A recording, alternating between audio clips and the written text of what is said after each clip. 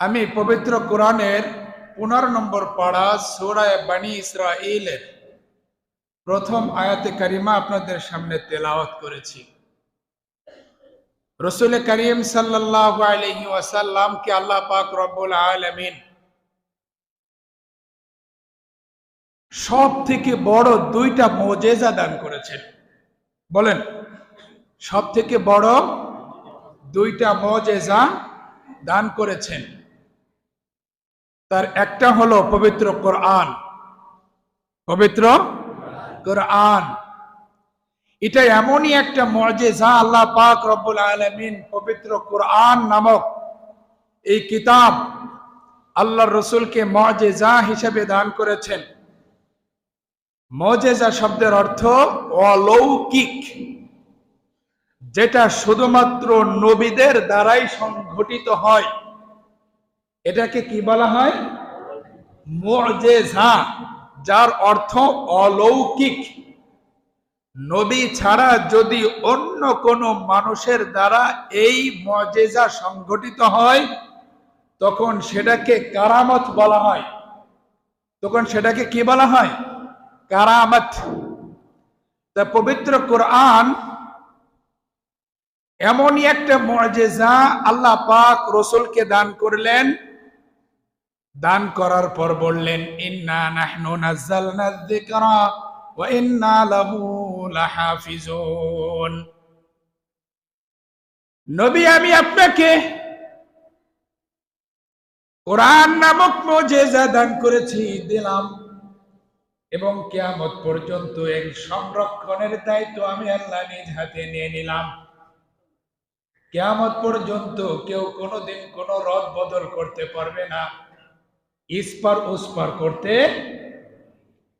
কোন অক্ষরকে পরিবর্তন করতে পারবে না, কারণ এর সংরক্ষণের দায়িত্ব আমি আল্লাহ নিজ হাতে নিয়েছি। তাওরাতের বেলায় বলে নাই, জব্বুরের বেলায় বলে নাই, ইনজিলের বেলায় বলে নাই, এমন কোন কথা আল্লাহ পাক বলে নাই। তাওরাত, জব্বুর আর ইনজিল মানুষ নিজেদের মনের মতো করে রচিত করেছে। তাওরাত আর তাওরাত নাই, জব্বুর আর জব্বুর নাই, ইনজিল ও ইনজিলের জায়গাতে নাই।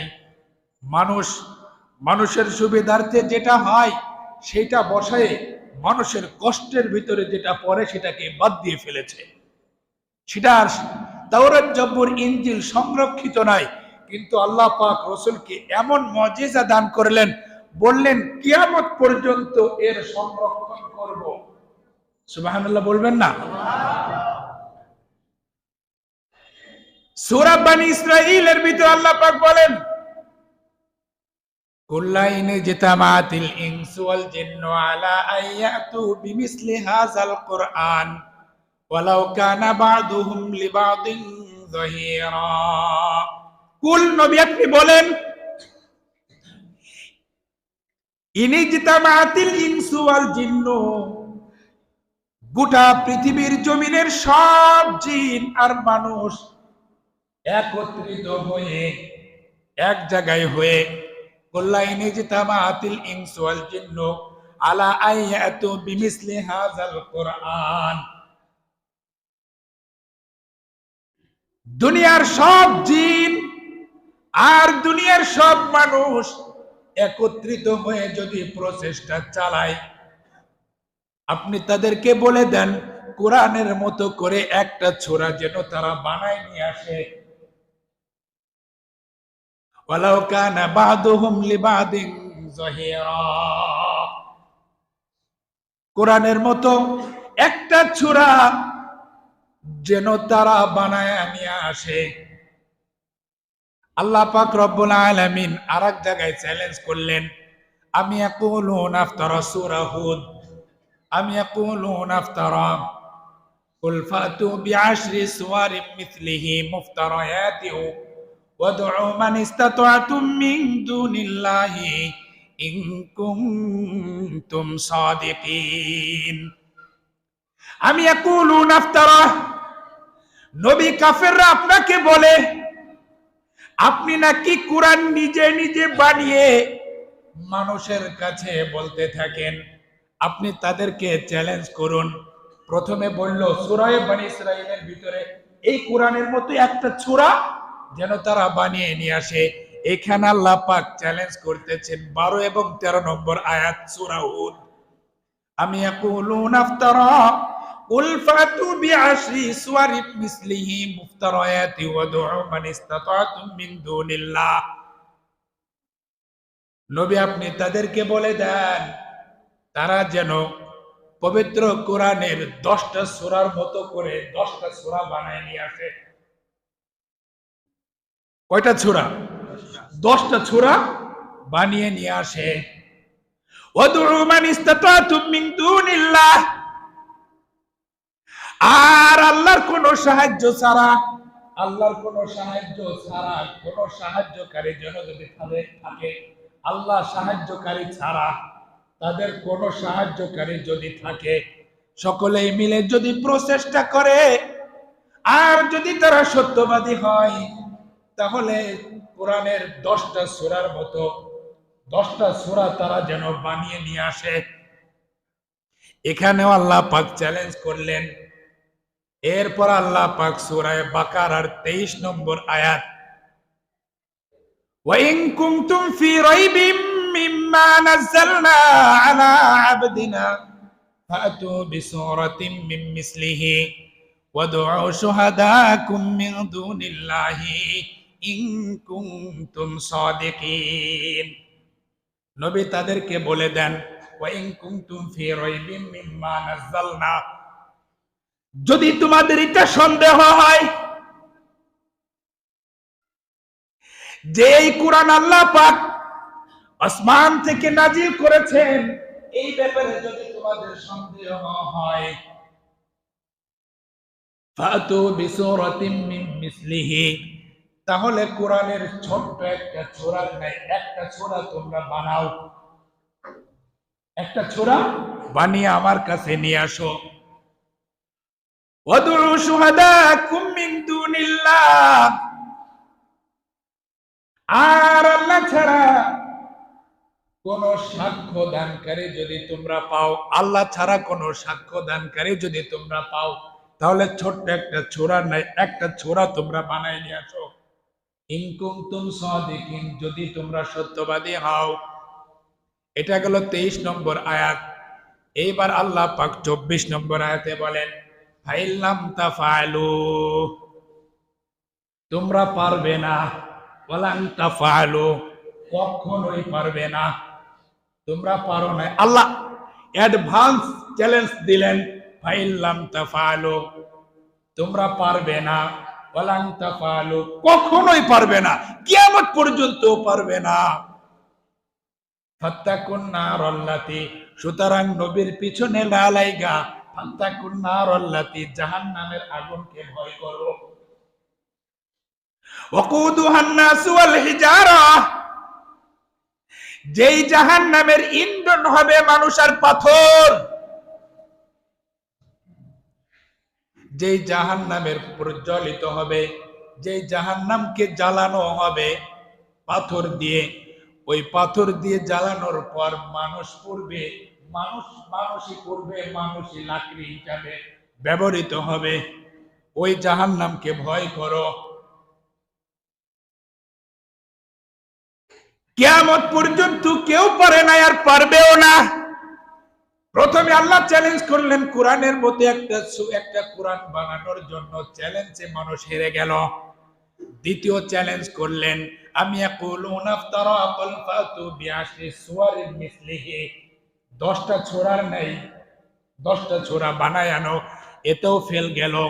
এরপর আল্লাহ চ্যালেঞ্জ করলেন ওয়াইন কুনতুম ফি রাইবিম মিম্মা নাযালনা আলা আবদিনা ফাতু বিসূরাতিন মিন মিসলিহি, ছোট্ট একটা সূরা নাই একটা সূরা বানায় নিয়ে আসো, তাও ফেল গেল। কাফেররা তারপরেও রাসূলকে কবি বলতে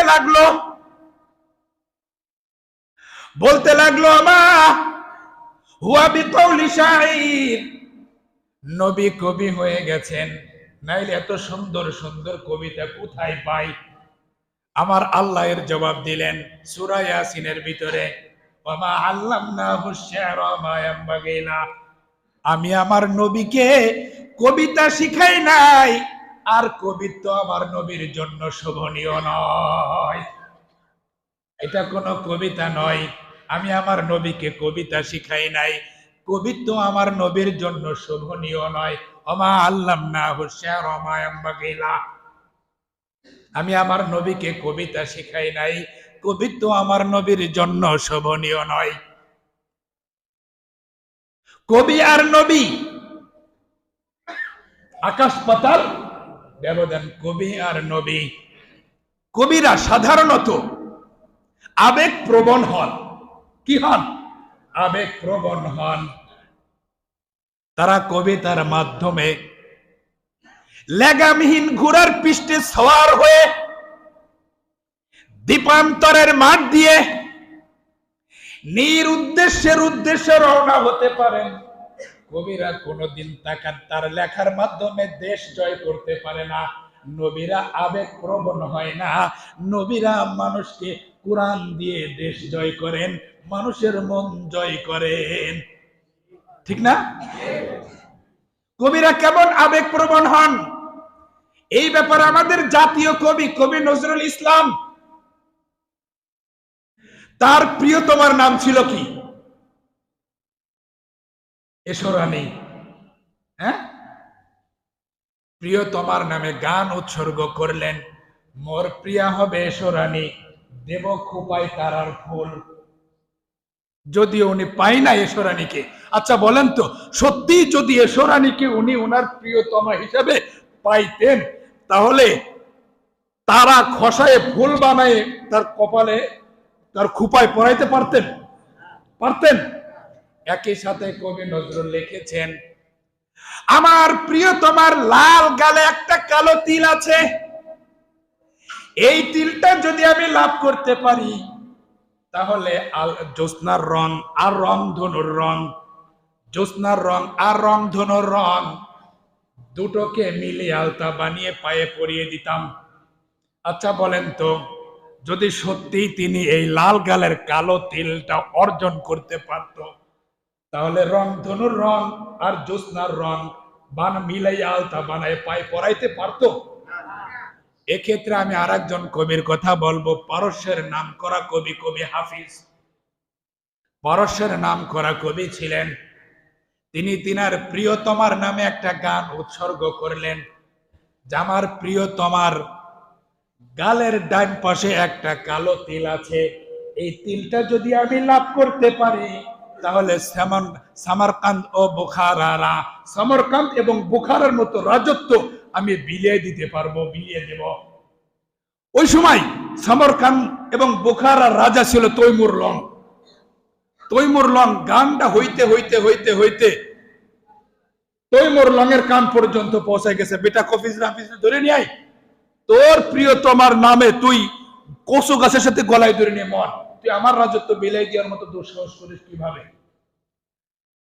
তা হাফিজ রে ডাকা হয়েছে। হাফিজ বুঝতে পারছে প্রতিমধ্যে যে আমারে কেন ডাকা হয়েছে। তো কবি হাফিজ যাইতে যাইতে গানের কলি উল্টায় ফেলাইছে। জাহাপনা এসে বলতেছে, কিরে হাফিজ, তুই আমার রাজত্ব বিলাই দেওয়ার মতো দুঃসাহস কিভাবে করলি? কয় না জাহাপনা, আপনি কি শুনেছেন? কয় শুনলাম সামারকান্দ বুখারা।